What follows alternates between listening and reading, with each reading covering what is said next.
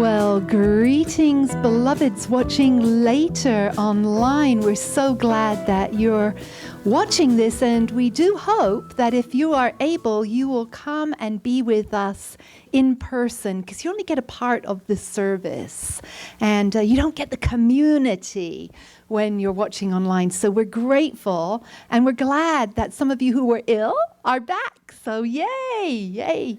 Welcome back.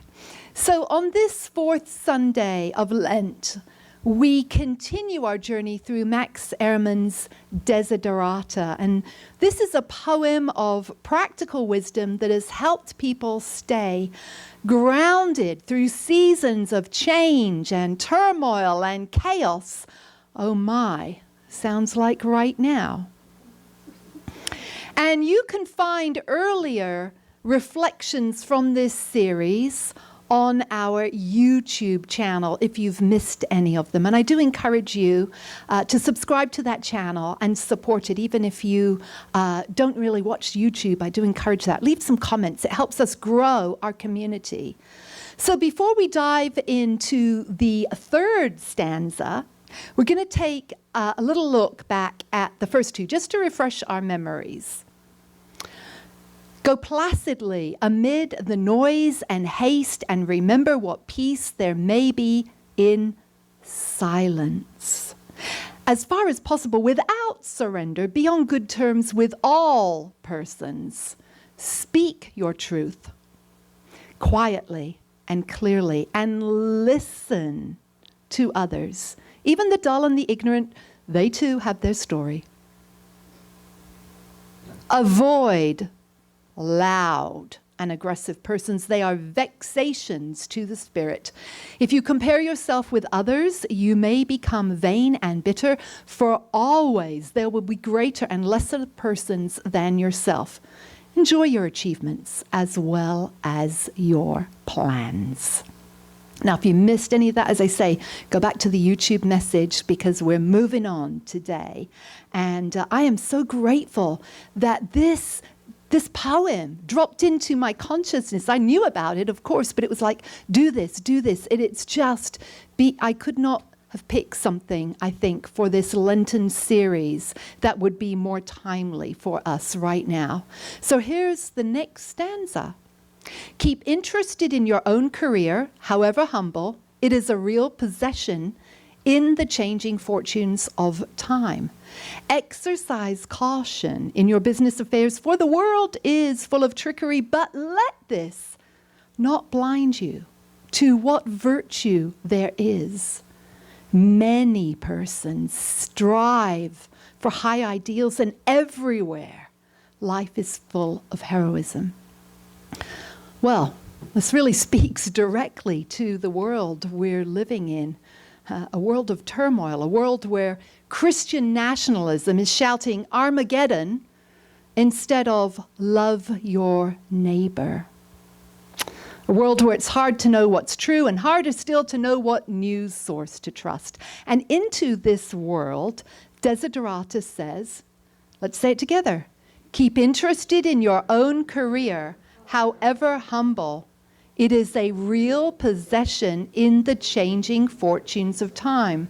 So in this world swirling with chaos, these words, they invite us to ground ourselves in purpose, discernment, and hope. Anyone get what the theme of today's message has been so far? What is it about? I try and do a whole theme. Who caught it? Yes, thank you, Deborah. It is purpose. I try to have a theme flowing through the entire service, and very good, you caught it. And that's why the daily word may not be the current daily word, because I try to come up with a whole experience that grounds us, and that is what today is, purpose. So career in this, it doesn't just mean a job or a paycheck. It means your calling, your contribution, your soul's way of showing up in the world. And the word vocation comes from the Latin vocare. Volare. Oh, no, that's volare, not vocare. Yeah, vocare, which is to call. We each have a deep calling within us, a calling to serve and to love and to create and to heal and to teach and to nurture and to be creative and to build community. And whether you're working for pay, volunteering, retired, or in a season of searching, which some of you are right now, I know, your career is your way of being a channel for spirit. And even if your work feels humble, or if your job right now is unpaid or unconventional, it is still a real possession, a source of meaning, and it can be a deep path of spiritual growth. And for those who are retired, your calling is not behind you. You don't get let off the hook. Retirement isn't the end of your purpose. It's a brand new chapter. And many spiritual traditions see this time of retirement as one of deeper service, wisdom sharing, and creative unfolding. And it's a chance to bear new fruit, as the Psalms say, and maybe even to surprise yourself. So I want you to say this with me. Your purpose is not what you do. Your purpose is what you bring. Now make it personal. My purpose is not what I do. My purpose is what I bring. So purpose is the way that you express spirit in the world. And it might be through art. It might be through music. It might be through caregiving or activism or mentoring or being a presence of peace. And every kindness, every prayer, every moment of listening or encouragement, that, beloved ones, is a spiritual contribution.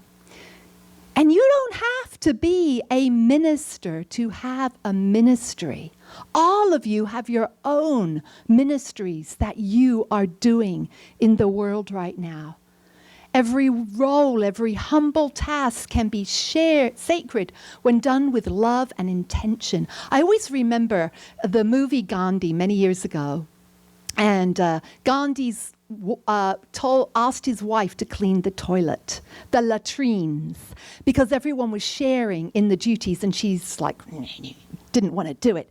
And he said, I can't remember her name, but anyways, he said, my love, you will do it, and you will do it with joy and with good intention, or you won't do it at all.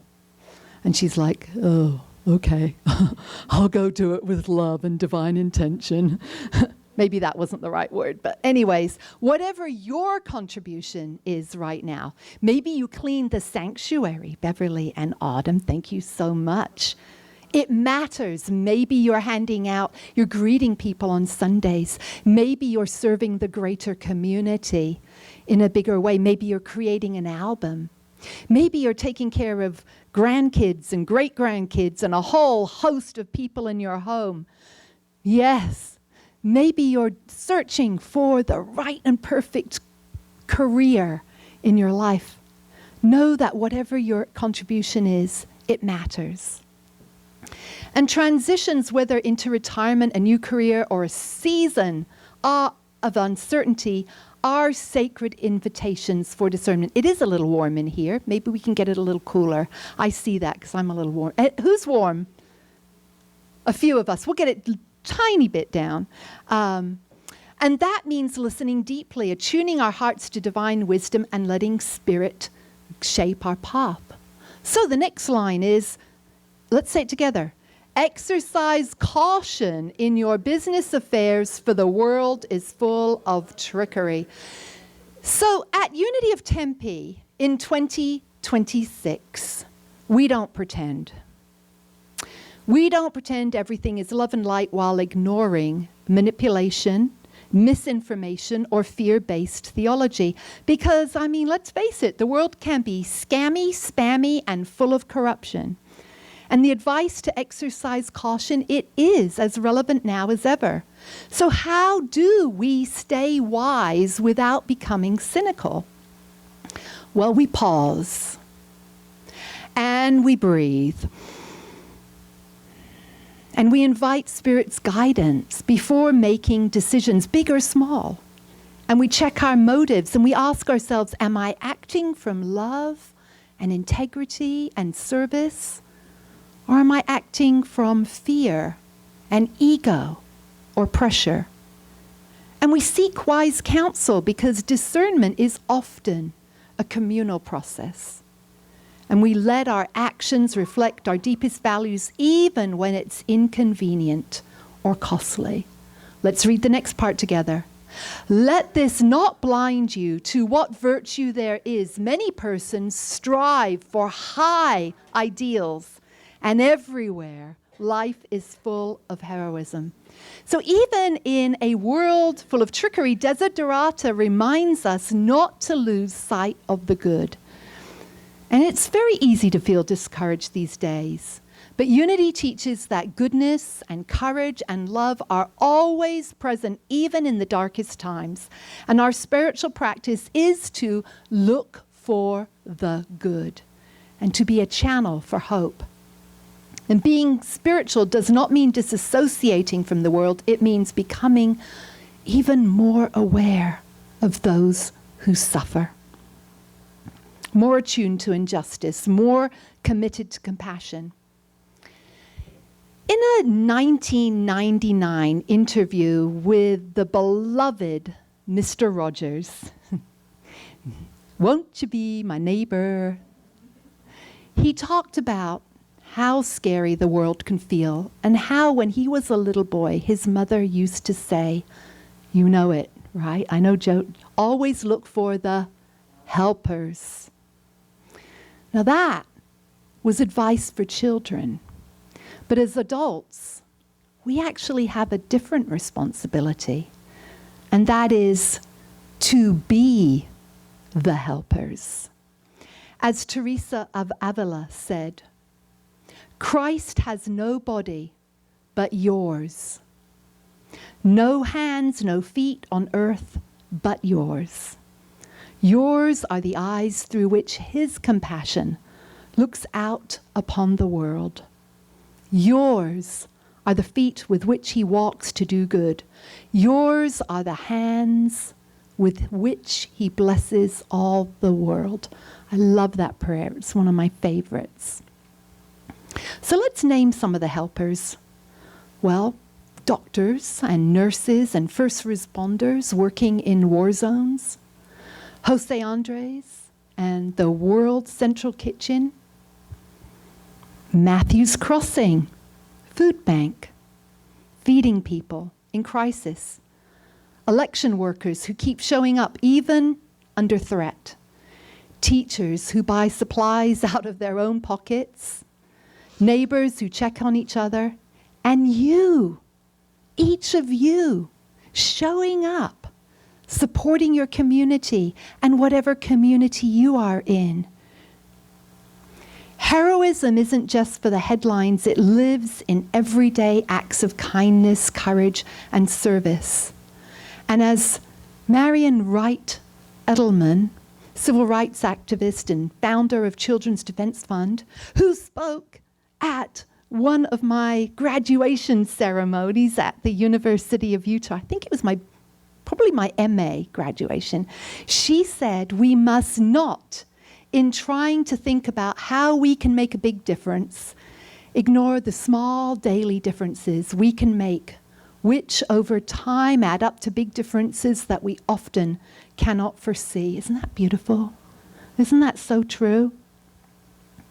So it's easy to feel powerless when the world is shaking, but this is when we deepen our spiritual roots. We're so blessed with the unity path that we walk because it is not a fear-based path. It doesn't ask us to ignore suffering or pretend everything's fine. It asks us to stay awake, stay grounded, and stay loving.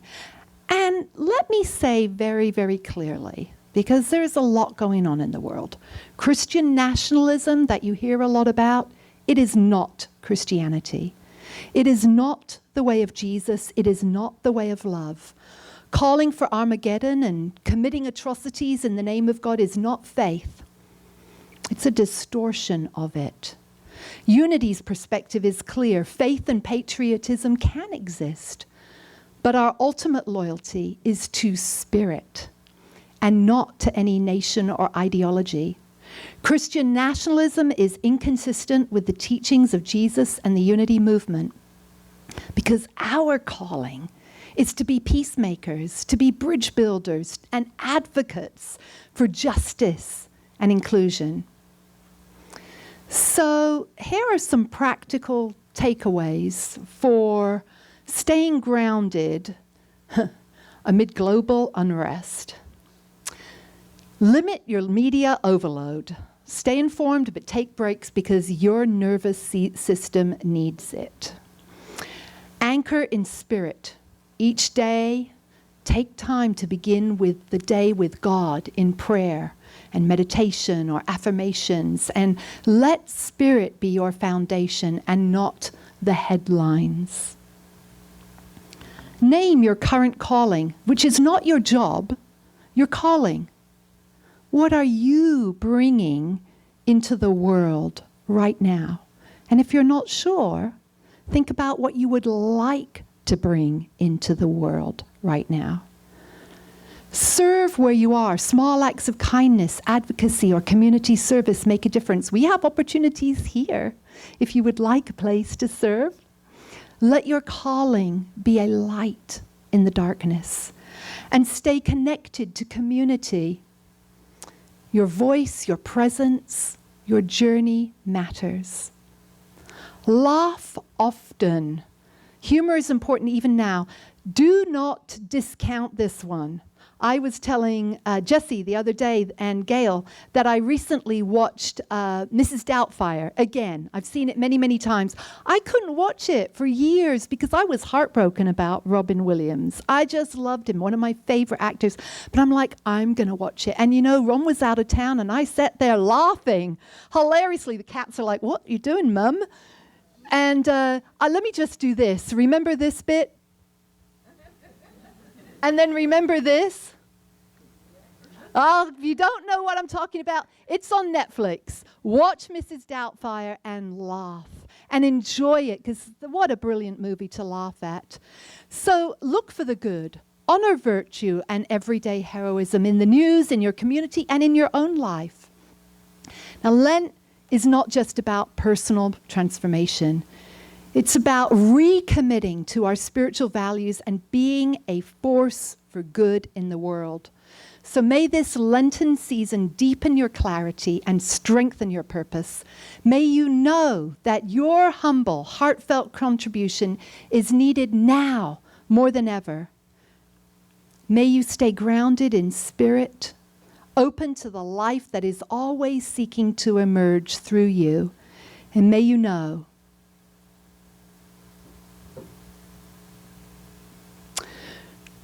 from the depth of your being that you are a helper and you are part of the world's goodness.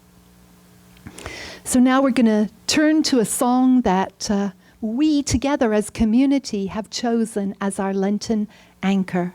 It is a gentle melody that helps us return to center.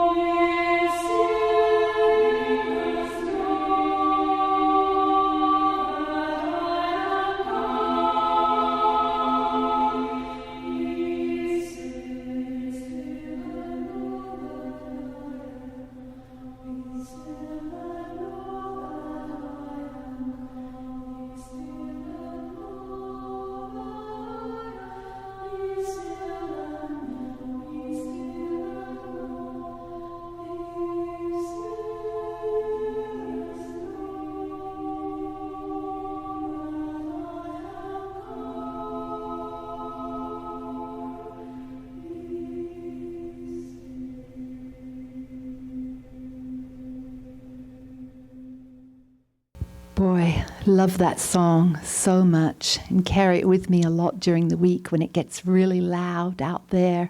Just saying that can anchor us. Let us say together, I am a beloved child of God, here to be an ambassador of good. Once again, I am a beloved child of God, here to be an ambassador of good. And it is time for our giving. This helps us to remain here at Unity of Tempe and to share our gifts in the community also, as we do tithe on everything that comes in for us. So let us say together, I am a joyful sharer of my good. I remember that as I give, I receive, and that God is my source. Thank you so much. And if you prefer to give on by Zelle or PayPal, there it is. Thank you, Karen and Ruth, for being our collectors today. We're so appreciative. We're so appreciative of everything that is given. We know that as we give, it cannot come back to us void. It comes back to us multiplied in so many beautiful ways, and we're so grateful for that. We're so grateful for the blessings of each other. In a world that is confusing, we are just so grateful to have each other to lean on in challenging times. Thank you, Spirit. Thank you for these gifts. We bless the giver and the receiver and the stewardship of their use in every way. Thank you for those who choose to give online. Thank you. Bless you. Thank you so much. Thank you.